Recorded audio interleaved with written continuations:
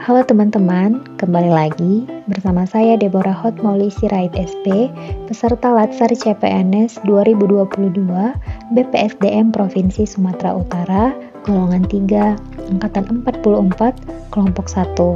Saat ini saya akan menyampaikan podcast penerapan core value loyal di unit kerja Dinas Pertanian sebagai penyuluh pertanian dengan pengampu materi Bapak Dr. Andus Ihwan Faizan Nasution MAP.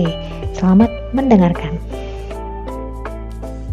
Sebagai salah satu nilai dasar ASN dalam bersikap dan berperilaku, kata loyal dapat dimaknai sebagai kesetiaan bagi seorang pegawai negeri sipil, paling tidak terhadap cita-cita organisasi maupun instansi, dan lebih-lebih kepada NKRI. Sehingga dapat disimpulkan bahwa setiap ASN harus berdedikasi dan mengutamakan kepentingan bangsa dan negara. Perilaku loyal erat kaitannya dengan komitmen, dedikasi, kontribusi, nasionalisme, dan juga pengabdian bagi seorang ASN.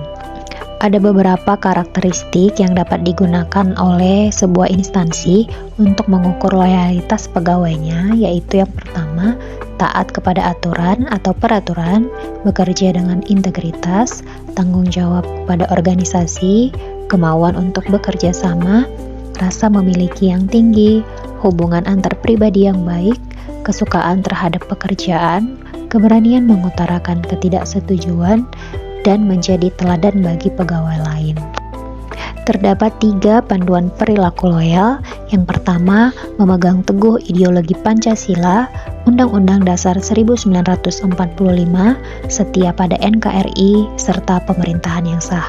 Yang kedua, menjaga nama baik sesama ASN, pimpinan instansi dan negara, dan yang ketiga, menjaga rahasia jabatan dan negara.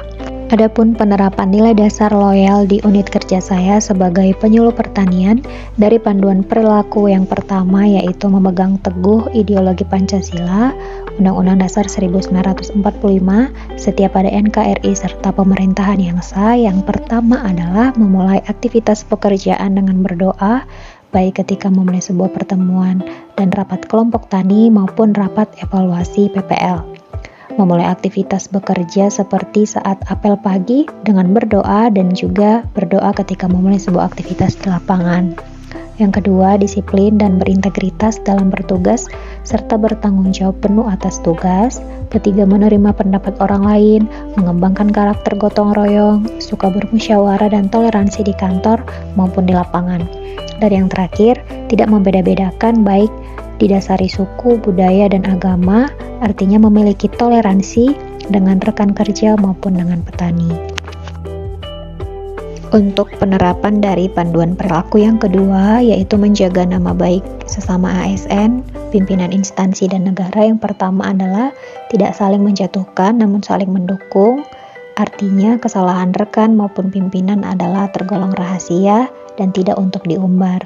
Yang kedua, bijak dalam menggunakan sosial media, lalu tidak menyebarkan hoax dan tidak melakukan fraud, disiplin dalam bekerja dan patuh terhadap aturan seperti berpakaian rapi dan sesuai dengan ketentuan, disiplin terhadap waktu dan lain-lain, serta menghargai pimpinan dan rekan kerja. Yang terakhir adalah mengerjakan tugas dengan penuh pengabdian, kesadaran dan tanggung jawab terkhusus dalam memfasilitasi petani dalam menumbuhkan kelompok tani melalui rutin ajang sana kelompok maupun perorangan.